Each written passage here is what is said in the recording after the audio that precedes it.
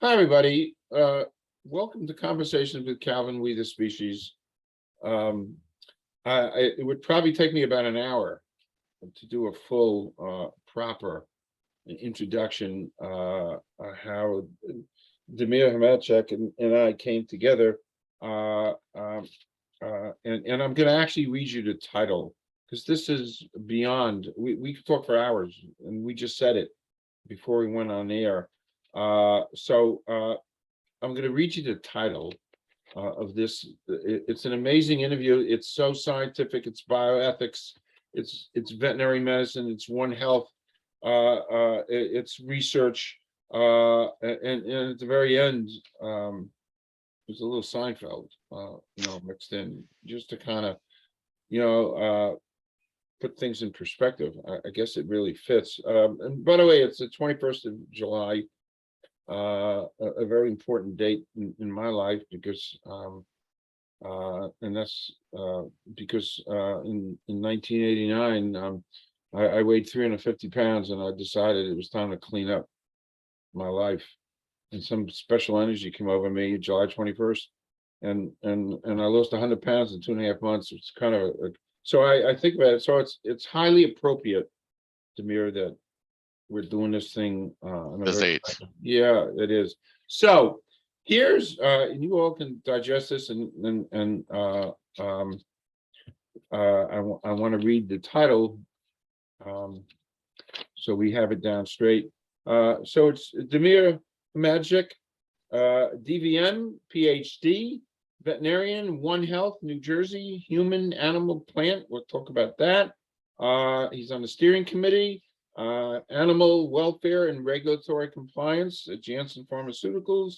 We'll talk about animal-human transplantation. We're going to talk about bioethics, about education, and at the very, very end, mentorship and science. I mean, it just goes on and on. And at the very end of this, we'll find some time to talk about Seinfeld TV show. So that's my intro, and Damir and I met.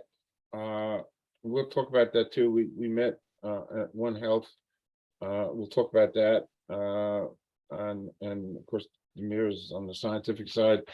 I'm on the journalism side, and we each have a place there. And it was great chemistry, which is a great word. Great chemistry From the get-go, yeah. From the get-go. So I'm done with my intro, and I guess the best thing is start your amazing bio and your journey. Take it away. Well, thank you for the introduction, and thank you for giving me a chance, to share anything I have to share on this great platform you've created.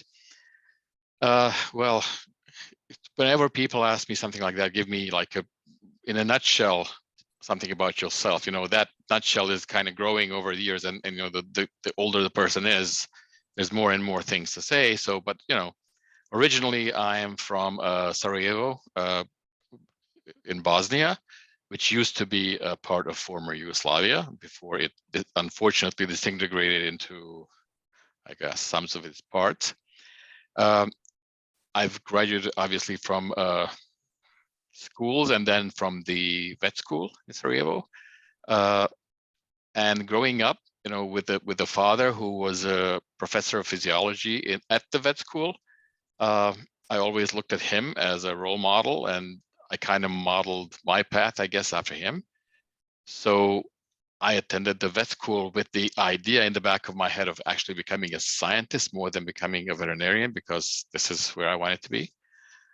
So after I graduated, I practiced veterinary medicine for about 6 months and decided that I just confirmed that this is not what I wanted to do. So I entered the graduate program in Zagreb, Croatia. And since this was the beginning of the 90s, which were very unfortunate in that part of the world, my mentors and professors in Zagreb said, if you want to do anything meaningful about for your PhD, as far as science, you should either go to one of the Western European countries or the United States.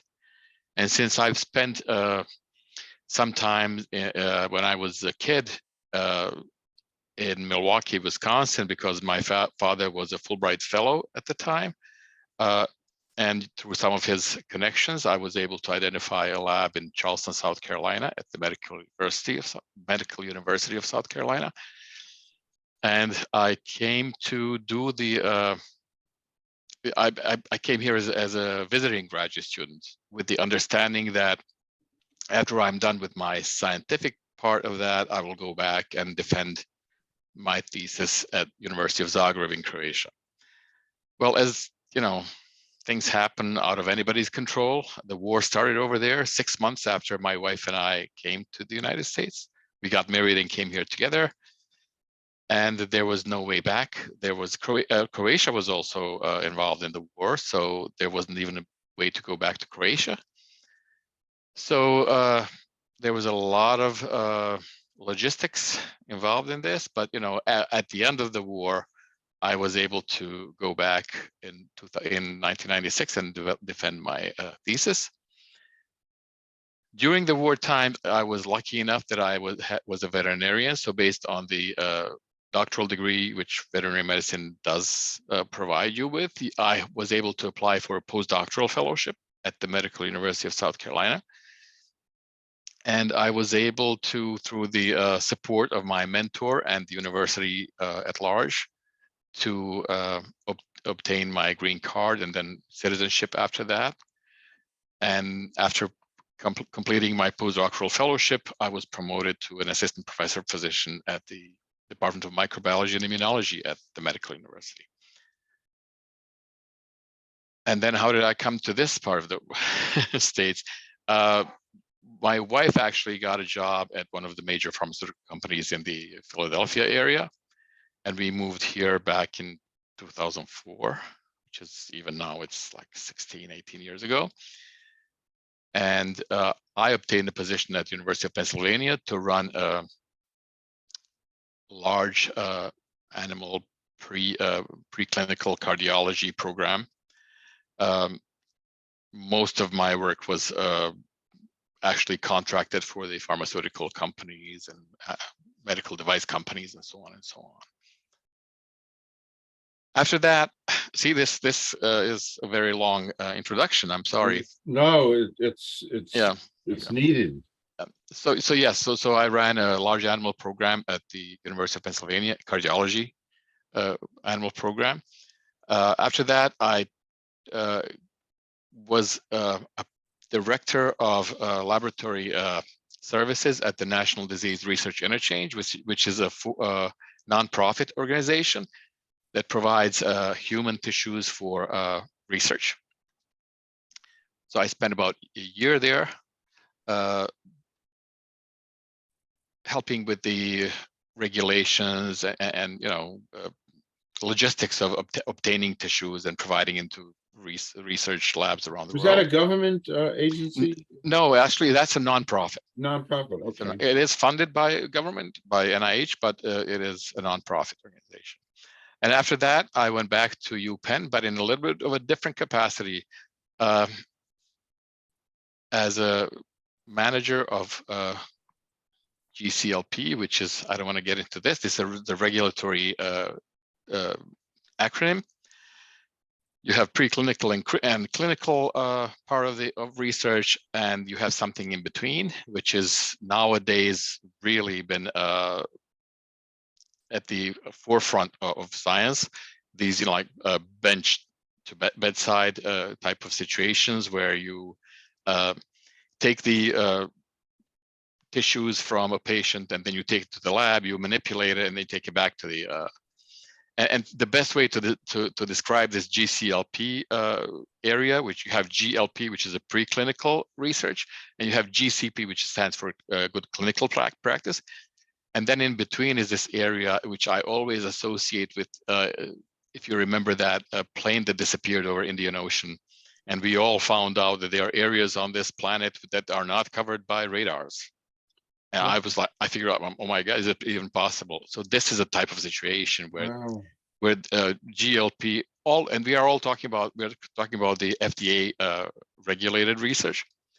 where you have preclinical being regulated by GLP rules and then GCP by clinical rules, but something in between is kind of a no man's land where things can fall through the cracks.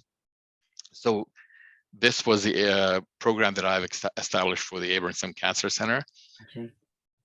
After that, my road winds to Rutgers University, where I was in charge of the animal welfare, obviously treating animals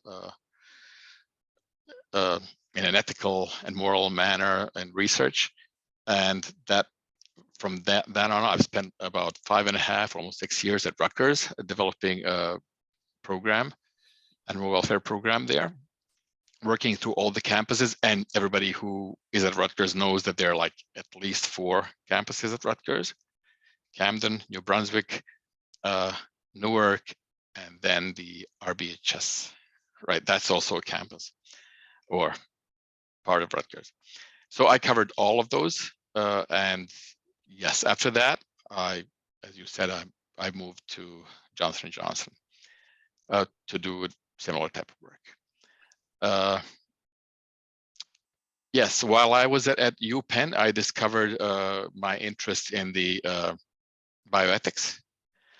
Working at a university like that, being a Ivy League university, they bombard you all the time. Take a course with us. So I just took a chance. I took a course in vaccine and ethics, and the fantastic director of the program immediately called me and said, "Come and talk to me." And the moment I went to her office and our first exchange, I knew I'm going to do this. She is one of these people, just like Gloria Bachman is, that just grabs you. You just go in there and you're like in this vortex. You're done.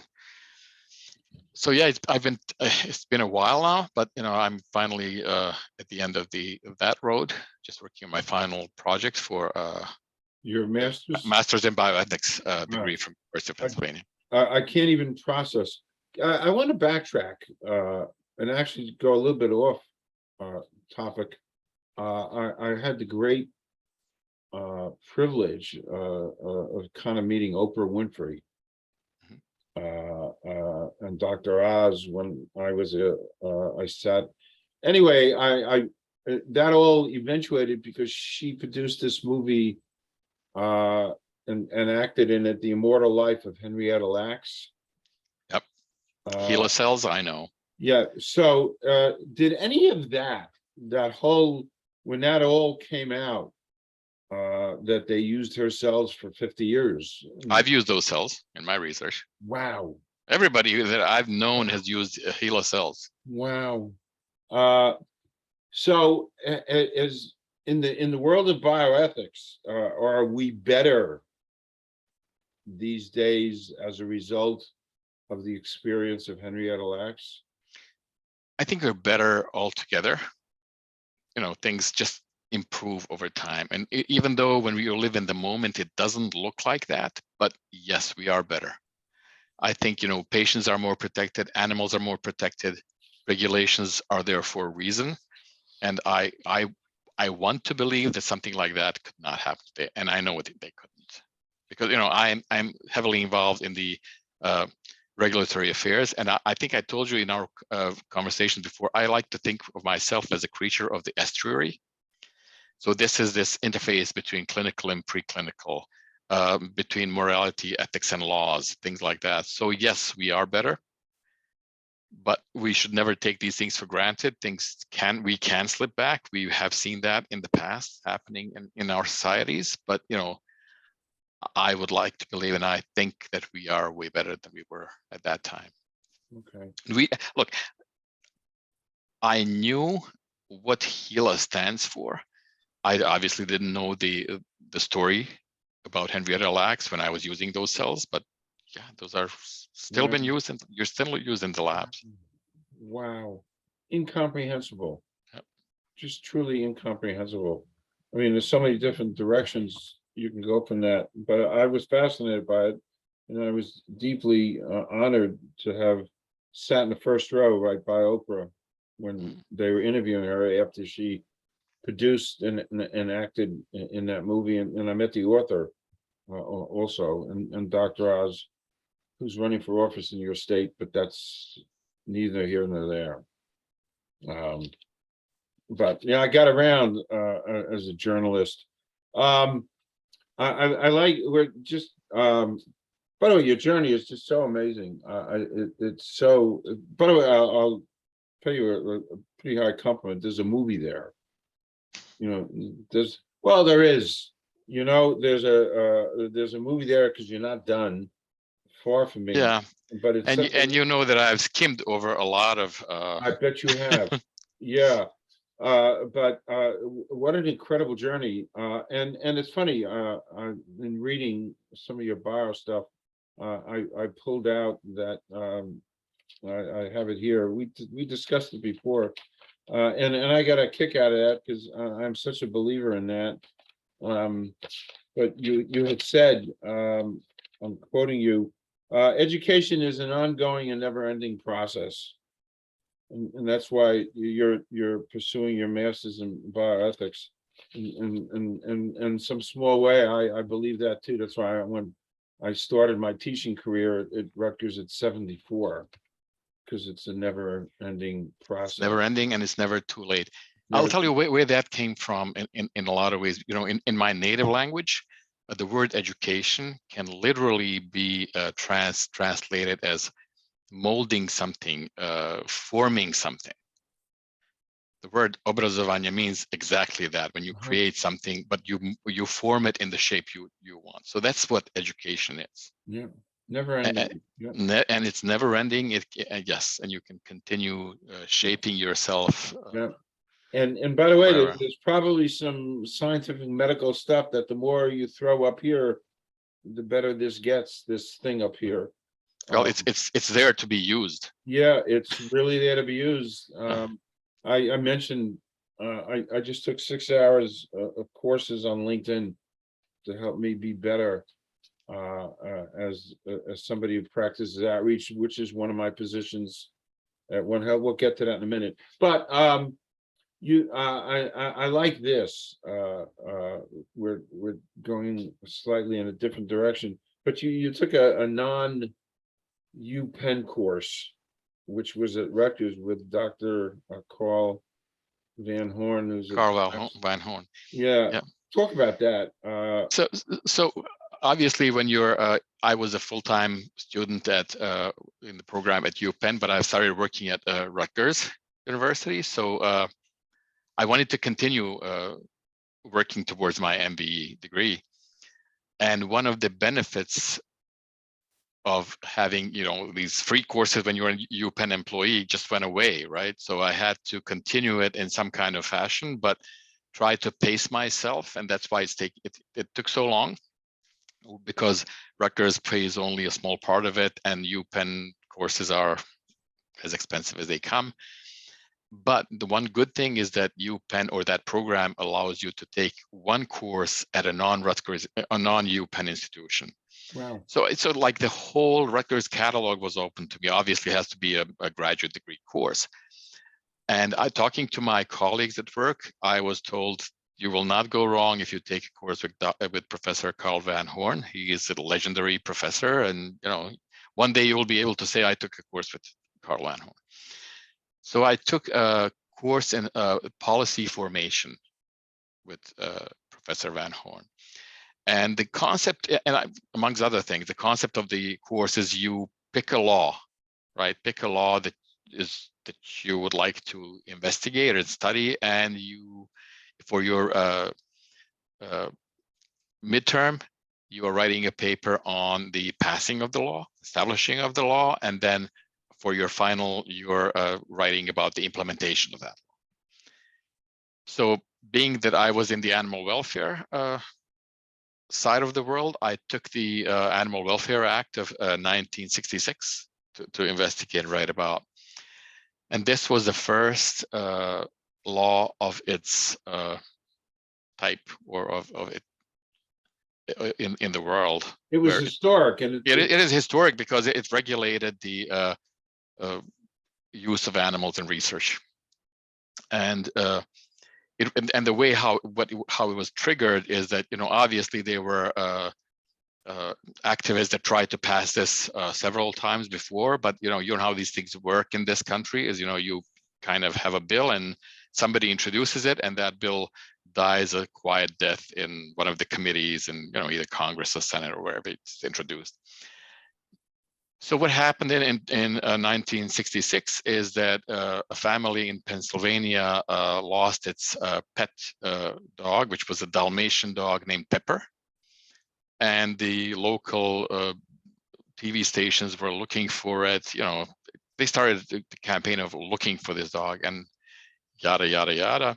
It was reported after some time that this dog has been captured by animal dealers, sold to a hospital in Long Island, New York, was used in research and euthanized.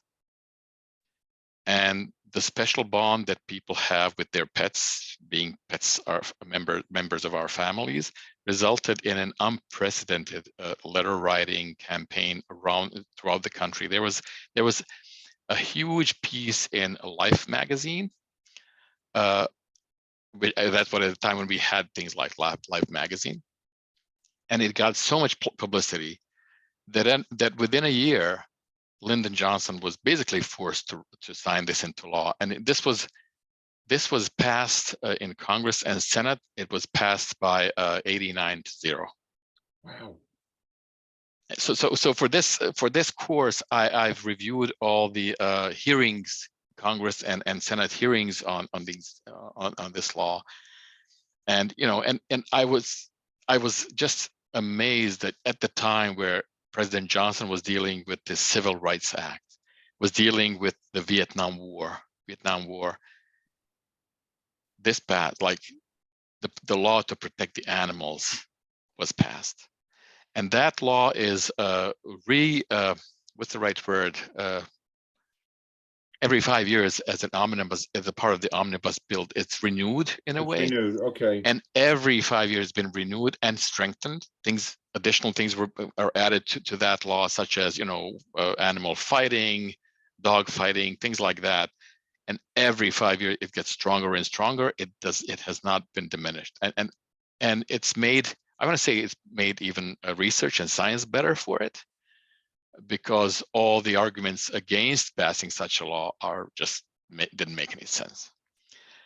So when I was talking, and when Professor Van Hoorn was talking about it, one image always stays with me, because other people have tried to pass this type of law before.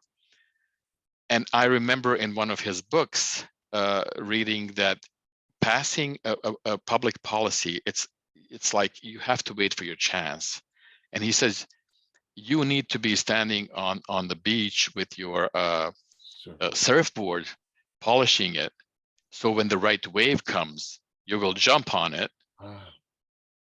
If you don't, if you're just sitting there on your hands, that wave will pass. It's never coming back again. Or God knows, maybe it will, but it's not up to you at that point. But it's on you to be there and ready to act when the right time comes. Brilliant. Yeah, so that's a fascinating story. And I want to say, I've given this talk at conferences about Pepper the dog, and I was amazed at how many people don't know and have never heard about it. And yes, it was in 1966, but it's such a fascinating story. And when people tell you, well, we can't do anything about it, it's the system is like, yes, we can. Given the right circumstances, right situations, people can make a difference. So it's just maybe something to think about. I often think about it whenever people say, "Oh, we can't do anything about this system. It's this, that." Yeah, maybe not. Yeah, we'll see. Listening to you, I need to learn more about that. I'm gonna, when we're done. Yeah. We'll talk. I mean, there was so much going on in the world, in Johnson's world. There was so much going on in America, in the world, the world, and there was time. This was the height of Cold War too. Everything, and there was time to do this that's been sustained all these years. Right, and he was not an advocate of this. He was literally forced to do that because obviously the lobbyists from research industry, from academia. They were all fighting against. When I was reviewing the congressional hearings and things like that, I saw, and I have this as an evidence in my paper, the letter from the veterinarians from Rutgers University arguing against it. Wow, against Against this law. wow. It's historic, and it's funny. I've watched a number of documentaries on the '60s, Janssen. And Nobody mentions this. No, No. it never comes up in anything, and that's why I never knew about it myself. I came out of the '60s. Right. And I think I was a little worldly about that. Well, but to be honest with you, you were probably focusing more on, civil rights, or, there were so many. Everybody in the '60s had much bigger fish to fry, but this one dog did it.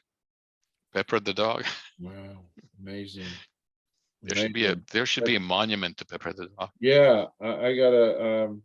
That's just it really is so, for me, illuminating about this. And when we first talked, and you had mentioned that, it was like, oh wow, because I'm a big animal, as you know. My life changed in 1975 in my own world. My humanitarian and environmental perspectives. I'm very proud of this. 1975, out of respect for animals, I decided to stop eating them. Nothing with four legs. Again, nobody's perfect, but I haven't consumed anything with four legs since 1975 for two reasons: humanitarian and environmental, because Yeah. all that stuff goes up into the air. So, and it's made me a better person for it, and a healthier person for it. That's why I'm able to talk to you today, because this thing up here works. So, moving on, we've experienced the last couple of years. My son and daughter-in-law got a dog. They lived in Brooklyn, and when they would come to stay with us, we'd have the dog here, and that has morphed into them living with us for a time being, with my granddaughter and the dog. It's their dog, and we've come to love beyond our comprehension the dog. This dog is part of our life. And I guess we made such an impression on the dog, it sleeps with us every night rather than them, and that's fine. But there's nothing on earth, the love of the dog. It's a phenomenal, wonderful thing. But scientifically, and when we chatted briefly, I was completely unaware of there's zoonotic things that can go from dog to human, that can leave a human with certain conditions that maybe medical practitioners, I'm not aware of. It can. Well, zoonotic diseases, those are the diseases that can be transferred or transmitted from animals to humans. And this is where, this is why One Health is most of the time understood, appreciated, and popularized by the veterinarians, because, and I know this from my experience in vet school, yes, we take oaths on protecting animal health, but also always never losing the responsibility for actually protecting humans while protecting animals. And this is one of the big aspects of vet school in general, is understanding zoonotic disease. Unfortunately, that's not so in the human medicine. Medical doctors, and again, I don't want to paint the broad brush, everybody is like that, but a lot of times sometimes I've seen medical doctors being too focused on human species, and this is fine in certain instances, but in some it's not. Sometimes when you're talking to a patient, you should ask them if they have pets, because if they feel sluggish and not have enough energy, if you ask them if they have a dog, then you ask them if they sleep with their dogs, and then if they sleep with their dogs, maybe they got a tick bite. Oh, wow. Right. Wow. And things like that. So it should be part. Again, not all doctors, don't want to be criticizing anybody, just saying that sometimes I've seen that happen. Interesting. It's so interesting. You never Right. even think about it, and that's why I wanted to bring it up. It made me think about it. We're now going to move into a very important part of why we're here and how we met in One Health, and One Health was just enacted. In New Jersey was the first state to enact One Health, and a lot of that energy came from our dear friend, Dr. Gloria Bachman, MD, OBGYN, who has this great ability, to quote Jim Morrison, to light fires. Oh, yeah. Beyond anybody I ever met, she just lights fires. Absolutely. And the fire that she lit with One Health, which is human, animal, plant, and also our dear friend Amy Pappy, who's a legislative expert, is helped to move this along through the. And an engine. Yeah, she's an engine, a real engine. Right. And Gloria, and I say this all the time about Dr. Bachman, Dr. Gloria Bachman, and we talk about it, we laugh about it. It's not funny, but I had this hat on, and that's how we met, because she thought I was a professor at Rutgers, and she changed my life. And going into the Women's Health Institute and being part of that, now the One Health Steering Committee. So and that's how I met you, Damir. If you could talk about One Health, and you briefly touched on it, just how important it is for the future, and it's tied into climate and environment. Right. Well, everything is One Health. Everything, it's unbelievable. But let's first start with Dr. Bachman first. I have to tell you, I think I told you this story before when we first met, or when we talked ahead of this interview.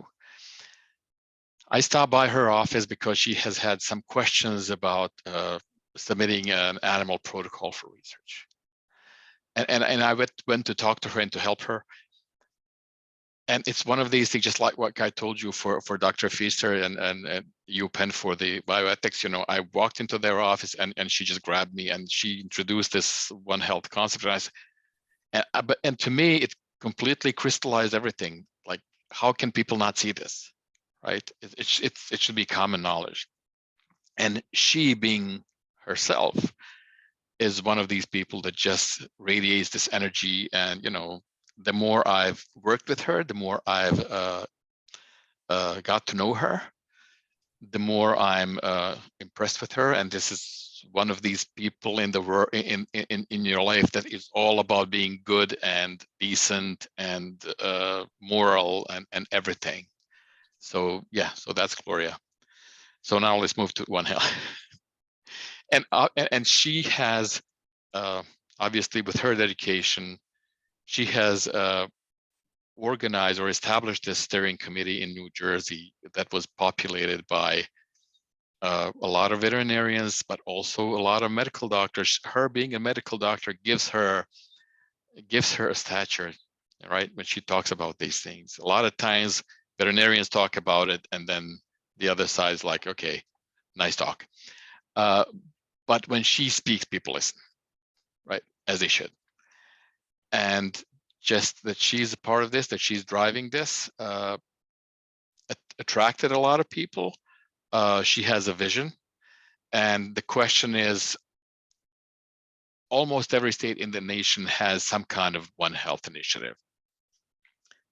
But with Dr. Bachman's leadership and Amy Pappy's support and energy, New Jersey is the only state in the nation that has the legislature that was able to pass legislation that was signed into law by Governor Murphy, that we have a One Health Commission. Okay. So that's a huge undertaking. Huge undertaking, and we're just participating in the early functioning, the early evolving Right. of this. And, you know, I'm not a scientist. My place is to get the message out, outreach, because it is the future. It's so important for the future, because all three entities depend on each Right. other, and we all depend on. This is such a broad field. Like we can talk. Like the other day, again, I was in one of the teleconferences with Dr. Bachman, where I've learned that we have about another 60 to 80 harvests left of topsoil in the in this country. I saw that. So the topsoil is being depleted. It's like nobody talks about it. So what are we going to do when we run out of topsoil? I was at that, but Right. I was in a different room. Yeah. I was at that. It's just unbelievable. Yeah, and I also even the levels of magnesium in topsoil that's filtered down into plants and things. There's nothing left. Is gone. Right. Vitamin D has been diminished. Yeah. And at the same time, we're pumping so many chemicals into that soil, making it basically a wasteland. Oh. So how are we going to deal with this, right? Yeah, and the best way is to start really talking about it. So that's one issue. The other issue is invasive species, right?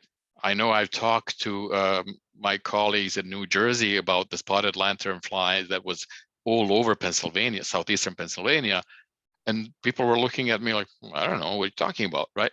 Well, give it a couple of years, you know what happened in Jersey with spotted lanternflies. Like, and it's everywhere. It's in the oceans. It's in the lakes. Not the spotted lanternfly, but invasive species. Yeah.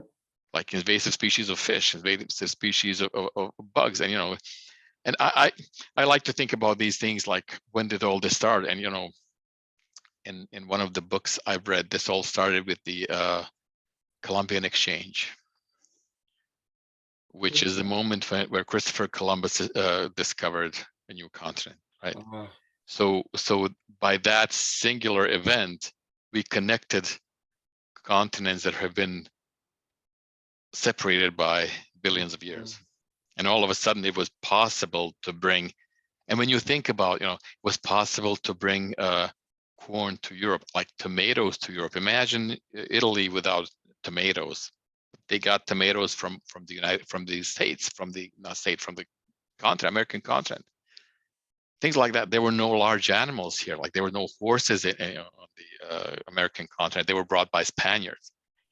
Just when you put these things into perspective and see what kind of this event, what it meant in the history of the planet, in the natural history of not only this continent, but the whole world.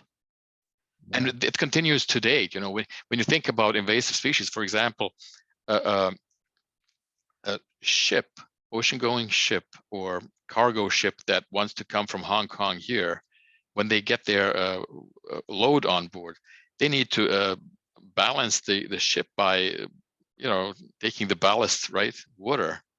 So now what happens with that water? It comes from Hong Kong harbor to New York harbor, and then they just dump it there. What did they dump there? Right?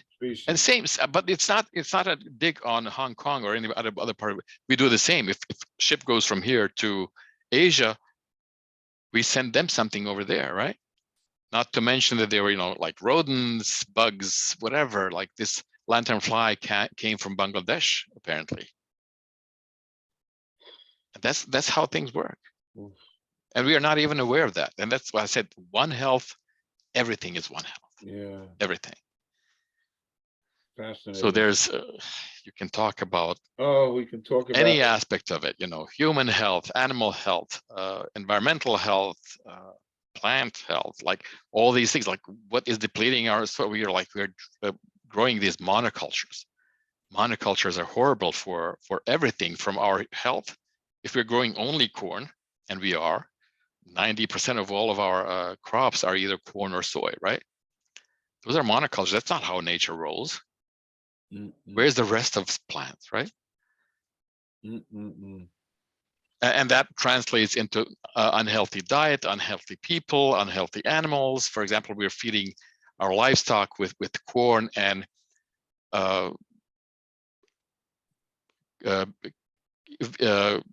physiology of ruminants is not designed for eating corn, eating grain. It's designed for roughage. So we're basically keeping these animals in a eternal sick state. Do we again off topic, and I kind of remember this when I was studying pharmacy, but do we give a lot of animals like antibiotics? Oh, of course, because and that's also uncontrolled complete. I mean, that's not uncontrolled, but very poorly controlled, because antibiotics are given because it promotes growth. It protects the animals from, I guess, infections, even though why are you protecting them if they're not infected? But we'll leave that for some other topic. But the thing is, and whenever we think of antibiotics, we should also think this way. Whenever you treat anything with antibiotics, you're literally selecting for the resistant strains. You're killing everything that is susceptible to that antibiotic. But there's also this 0.1%, or it doesn't matter what small percent, but you're selecting for those that are resistant, and that's why antibiotics stop working. You have situations with the bacterial infections in animals and humans where we don't have antibiotics to give because nothing works. And just like we're depleting the topsoil, we're depleting our potential to fight bacterial infections with antibiotics. Oof. So we are constantly working against ourselves, shooting ourselves in the foot, so to speak. Yeah, they're kind of depressing. It is depressing, and it is depressing. And we have to be optimistic, but we can't lose the sight of what we're doing actually. Right, and it's I always I always use the term we're just addicted to our lifestyle. Exactly. And and which it's fossil fuels and everything about our lifestyle, including antibiotics. We're just addicted, and I don't know how we can break that addiction. I do have an idea for a novel, but another time. So staying on the subject of animals, I saw this the other day, and I said to myself, how fortuitous that I saw this article on pig organ transplant, which is right up your alley. Pig organ transplants inch closer with testing in the dead, because the pig heart has some physiological similarities to a human heart, and with some genetic modifications, but it opens up a whole bunch of stuff, doesn't it? Yeah. Well, for a long time we've been using pig insulin to treat diabetes, right? I mean, before all the recombinant technology. Nowadays we don't, because it's recombinant, right? It's grown in the bacteria. But we have used insulin. So if we are able to do that, the question is it moral to use pig organs for transplant, right? It's like questions of morality are always, there's no one answer, there's no one right or wrong answer. No, there isn't. So no, there isn't. But I'll tell you this: if it can be done, and if it's beneficial to humans, it'll be done. We will do it until we find a better and cheaper option. Yeah. So I think if that shows to be something we can do reliably, I think we would. I mean, we would.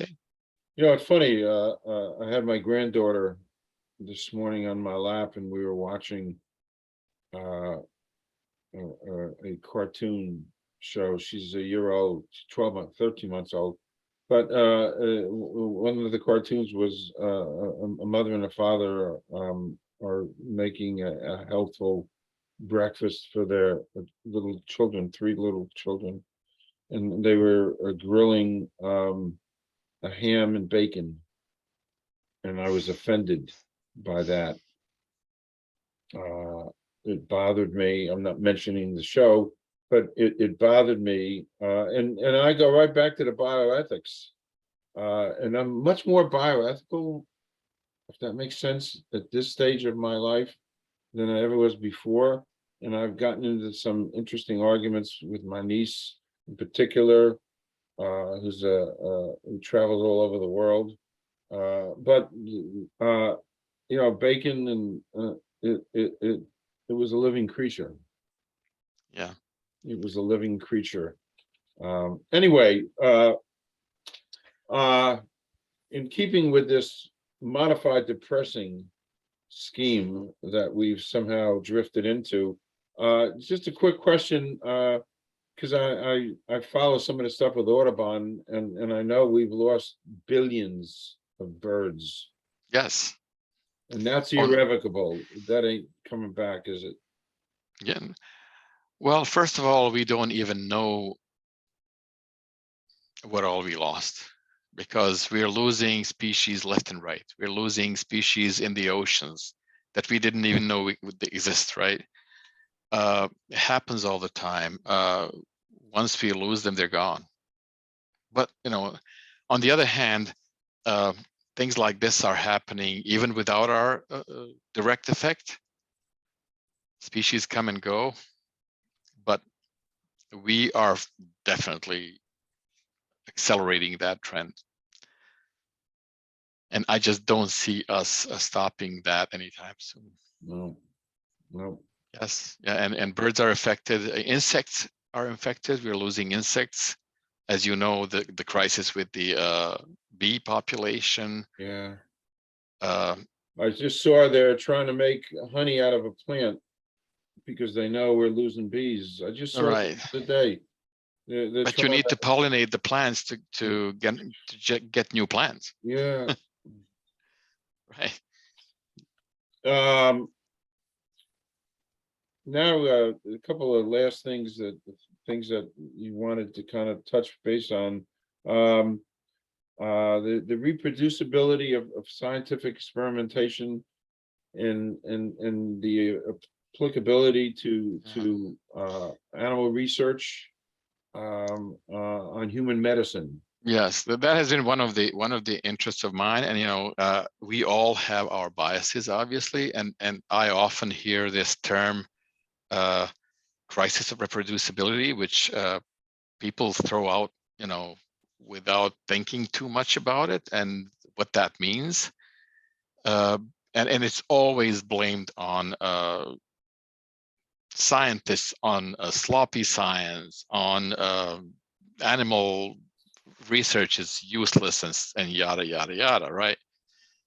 But nobody stops and thinks. Okay, so if when you start your graduate for your scientific education, even in the early age, and I know through my daughter's education, like in middle school, when they started teaching science at the beginning, they always teach you how to design your experiment. And to design a good scientific experiment, you have to control your variables, right? So you want to, when you want to identify the reason why something is working or not working, you need to change one thing at a time, right? But if you control it like that, right, that is a very controlled environment, right? Take it now out of that and try to apply that to a world at large, to people. When you design an experiment with animals, you're using animals same size, same sex, same age. They eat same food, they drink same water, they have a 12 light cycle, so on and so on. You get the picture. Everything is controlled, and then you change this one thing and see if it has an effect. Once you take that, whatever it is, out in the open, does the patient smoke? Do they drink? Do they have a good sleep pattern? It's like all of these are now variables that are completely out of your control. And then to turn around and say, well, animal research is useless is completely disingenuous, in my opinion. And I think that a lot of times these attitudes of, you know, science bad, animal research horrible, are actually driven and fueled by the political attitudes of people. Those are the anti-vaxxers, anti-science, anti-everything. Everything's bad, right? We can do no wrong. We can do nothing right. So that's my personal. I want to stay away from politics, as we agreed, but this is my personal bias. I'm pro-science, pro-research, pro-animal research. There it is. It works. Yep. It works. It's very important to understand what science is, you know, and where I think maybe we are failing as a profession when I talk about science in general is we need to reach individuals early enough in life, because the other side of anti-science is all of a sudden kids are coming out of schools being against animal research, against science, because that's all they were presented, because other side is busy making discoveries, healing diseases, right? We are not investing in educating young population. We need to be in every schools, in elementary school and middle schools, explaining all the good that science does. Correct. And by the way, that's one of my little pet things. Yeah. Getting to young. Yeah. As a matter of fact, on Monday, I'm interviewing Alan Hesse. He left London and for a couple of months he did it when he graduated, University of London, whatever, and he went down on a pilot trip to the Amazon rainforest for 3 months and studied it environmentally, and then he decided to stay there for 30 years. So he does all these environmental graphic novels teaching young children about climate and about environment. So Monday he's doing a pilot program in a school in Quito, Ecuador, teaching young children about food and environment and health. In other words, he's doing what you just suggested, getting to young people young, and it should be standard. All this should be standard operating procedure about science. And he's talking about sustainability. He wants to teach about sustainability, even packaging. So really advanced, you know, his thinking and it's your thinking. I say that all the time. You know, my interaction when I was teaching Gen Zs, there's gaps, you know, that needs to be filled in. But anyway, somebody is filling them with something. Yeah, you know, empty space doesn't remain empty. No, a lot of TikTok, inane people dancing around for 50 seconds. And it's one of my pet peeves, TikTok. When we can do what we do, and the One Health, these kids should know about One Health, you know, because it's their world to inherit, you know, inherit the wind, inherit the world. So, but we each got to do our part. Another question, and this means a lot to me too, is your great belief in mentorships in the scientific community. I did it in communication at Rutgers, and you do it as a scientist. Well, mentorship is, we go back to education, you know, the role of mentorship in education. You know, I think mentors are, again, going back to education and forming the individual, and that's how important that is. And sometimes, and obviously, just like anybody else in the world has had a number of mentors over years, there's some good, some bad, some in between, and I've seen it all. But the best ones are, and I think this is where it's really important. As a mentor, you are not only tasked to teach somebody how to do things, step 1, step 2, step 3. You need to teach them how to look at the big picture and how what you're doing is actually fitting into the big picture. Because when you're working your master's project on your PhD project, you name it, on one of your projects, this is so specific, right? And that project has to drive you, because you have to believe that this is probably the most important thing in the world, right? You're making discoveries that, or working on something that nobody has done in the past, and some of that is needed for to stimulate you. But at the same time, the mentor needs to kind of tell you, well, how does it fit into a bigger picture? Where can you? How does this affect something else, right? So, and on a personal level, mentor has to have a kind of a personal relationship of trust and support and so on and so on. It's a big being mentors to somebody is a big responsibility. It sure It is. should not be taken lightly. It sure is. It's like being a father, you know? Oh yeah, exactly. Yep. Yep. And this should be a lifelong relationship, obviously, ideally. Yeah. It's funny, I did it as a something 6-7 years ago. I thought I could give back. Yeah. And so I started. It is giving. Mentorship is giving back. Giving back, right. and then after a couple of years, Rutgers saw me going to these career nights, and they asked if I would mentor a student in communication and media. I said, yeah, I'd be really happy. It's an honor and privilege. And then I guess I got good report cards. So the following semester, they asked if I would do 2 students. I said, hey, I'm honored. And then a funny thing happens. There's an underworld at Rutgers, and I'm sure anywhere, and the word got around as somebody who wears a hat and can talk and communicate and relate. And before I knew it, I was doing 2 official and 12 unofficial. So I was a full-time mentor for a few semesters before the pandemic. Actually, it's a lot of work. Oh yeah. It's a lot of work. I'm running back and forth to campus, to the diner to talk, and I mean, it's a lot of work. I loved it. Yeah. I absolutely loved it, but great responsibility, a lot of work, and you know what? Some of these do last. I mean, we're into my 3rd year now, and there is relationships that last and continue, and it's very gratifying.